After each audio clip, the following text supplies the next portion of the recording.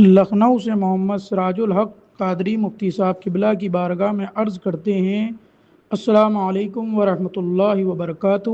مفتی صاحب قبلہ کی بارگاہ میں سوال عرض ہے کہ قربانی کے جانور میں دلالی لینا کیسا ہے؟ جیسے زید نے جانور خریدا اور فی حصہ 900 روپے رکھا اور بکر ہر شخص سے 1,000 لے کر حصہ دلاتا ہے، تو بکر کا ایسا کرنا کیسا ہے جبکہ بکر حق المحنت کی نیت سے کچھ روپے زائد لیتا ہو؟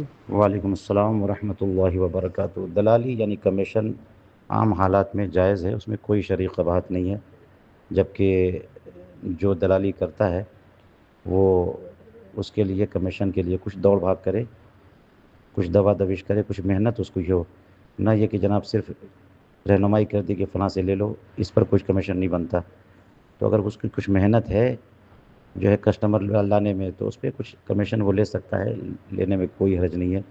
صورت مسئولہ میں زید نے 900 روپے حصے رکھے اور بکر جو ہے کسٹمر لاتا ہے اور 1,000 لیتا ہے، تو اس کا مطلب اس کا سیٹ اپ اس کے ساتھ یہ ہے، زید کے ساتھ ہے کہ جو ہے وہ 100 روپیہ پر حصہ وہ کمیشن لیا کرے گا، کوئی حرج نہیں ہے۔